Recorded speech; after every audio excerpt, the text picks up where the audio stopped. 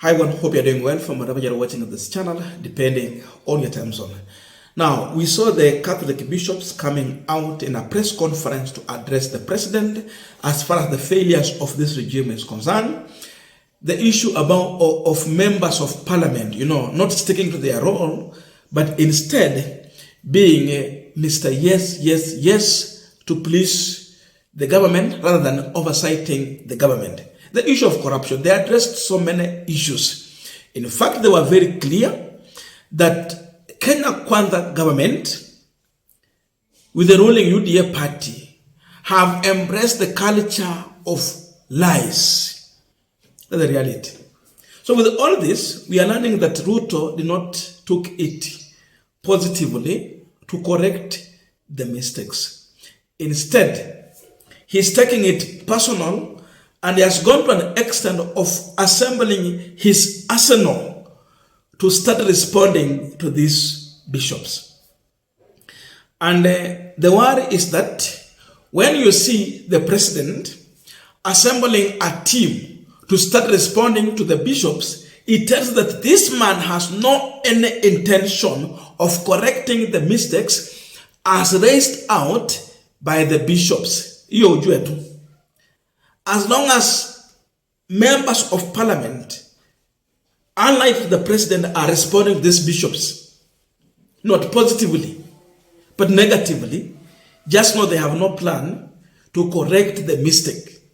Instead, they want to justify what they have been doing.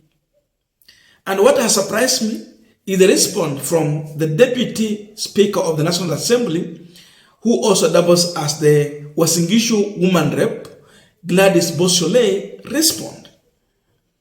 Shollei has gone further to allege that bishops are not even preaching hope. Instead, they are preaching doom by the fact that they came in a press conference to tell off the president.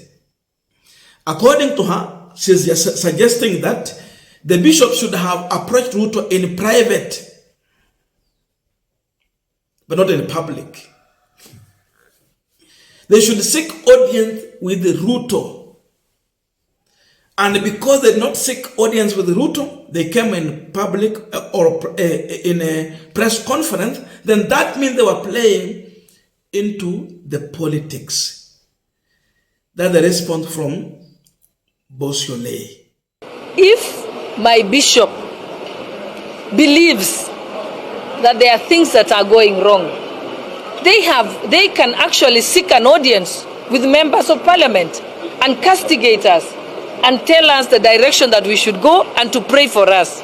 And also, I know that the bishops of every type of church in Kenya, every denomination, can get an audience with the head of state today, because our head of state has leaned on the church for all his life.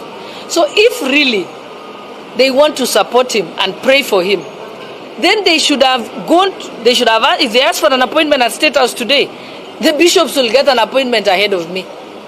And they can get an audience with the president whenever they seek it. So they could have called the president aside, told him what they believe is going wrong, advised him on what they think should be corrected, and also pledged to pray for him that he may be able to correct whatever they think is going wrong.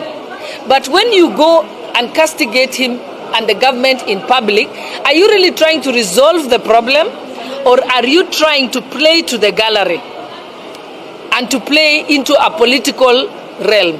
That is exactly what they were doing. Because I also believe, even when I have done something wrong, my pastor is not going to go on public television or in front of the church in the pulpit and castigate me. He will ask to see me in his office in church, or he will ask to visit me at my home, and he can be able to tell me off there in my own home, privately, because that is what somebody does when they want to correct you. The bishops are our parents. They are our spiritual parents. Yes, they can correct us, we don't refuse. But to go and say it in public and then to make alarming statements that there is anxiety in the country, there is corruption in the country, without stating what exactly is corrupt. If politicians are corrupt, it's very simple. The head of the Ethics and Anti-Corruption Authority is Bishop Oginde. They can be able to go and report us, and then we can be investigated. Because also, they are not teaching us the right way to do things. They are being alarmist. That is exactly what they have done.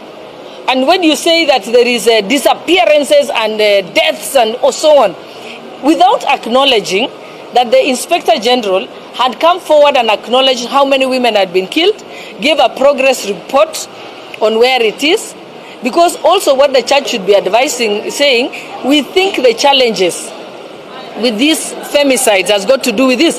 Like, for example, I've been very vocal in speaking to women and telling young women, please do not agree to have a date in a private place. Have it in a public place. You see, I'm teaching them life skills. I'm also telling them, do not allow yourself to go to a place where you are at the mercy of that person. I want to be alarmist. Now, kama Bishop amekuwa alarmist, I think we are finished. Because we have nowhere to run. Those are the people who should have been calming us down. They are the ones who should have been praying for us and giving us hope and preaching hope. But you cannot preach doom. Now, as we continue with this panel discussion, just a quick request for those who are watching and you will not subscribe, please consider subscribing. To our returning subscribers, I must say thank you so much. And again, to all our viewers, please give this video a thumbs up. Thank you so much, and back to this discussion. Now, having listened to Gladys Shollei, I asked myself one question, and I know many Kenyans are also asking the same question. Does Ruto lie in privacy? Ruto huwa anadanganya akiwa kwa privacy, or it normally happen in public? Ruto don't lie in public. Why should the bishops, reach out to Ruto in privacy? They should come out and condemn him in public because he lies to the public gallery.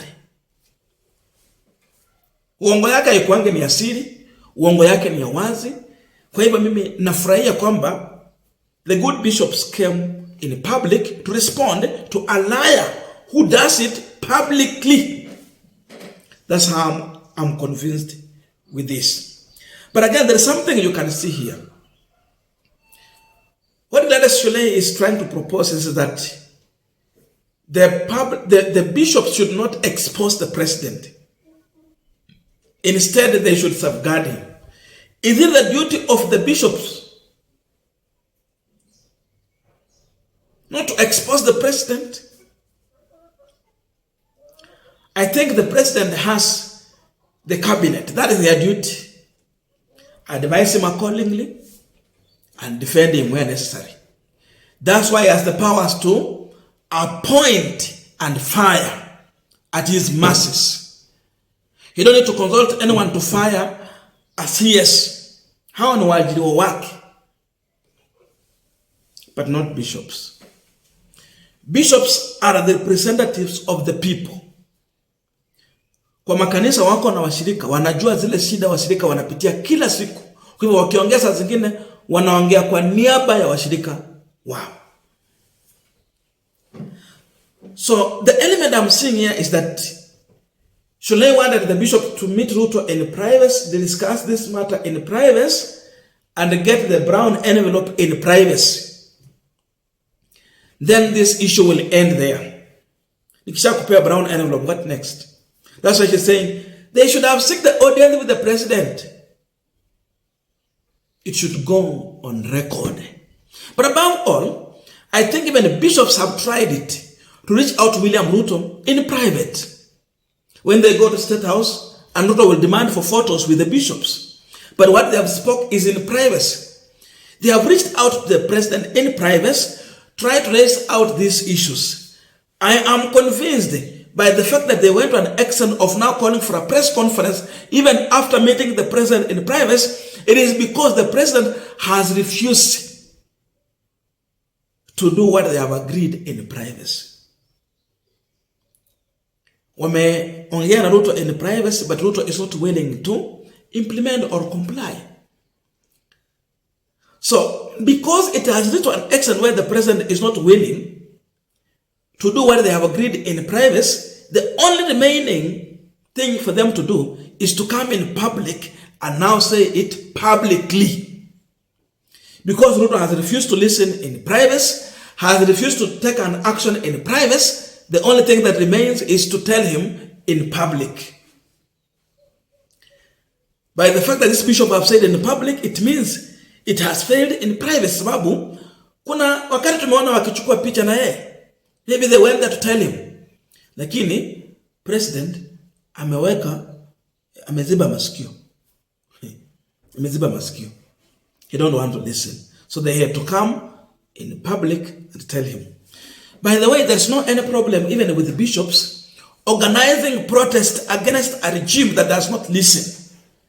A regime that is oppressive. Tuliona watu kama Bishop Njoya, Digi Mwana Anzeki, they used to come even in public to protest, and the Moi regime used to beat these bishops.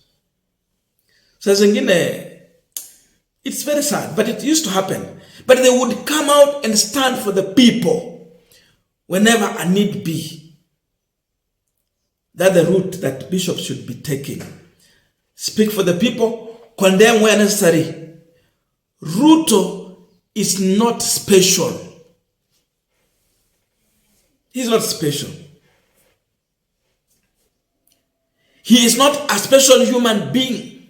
He should be addressed and criticized by anyone, anywhere, at any given time. Gladys Shollei should know that. Haya maneno yengine yote haileti shangwe. And as I conclude this, I saw Kenyans also responding, and I just want to read some comments here. Kisoria, this is what he said. Shollei is busy assisting Ruto to become one-term president. Mburi, his lies is in public domain. This lady thinks she is superior, but nothing. Wambua, bishops preach not privately, but openly to reach everyone concerned. Ndegwa, you are advising the complainant on what should have been complained about. Hassan, that man cannot be cancelled.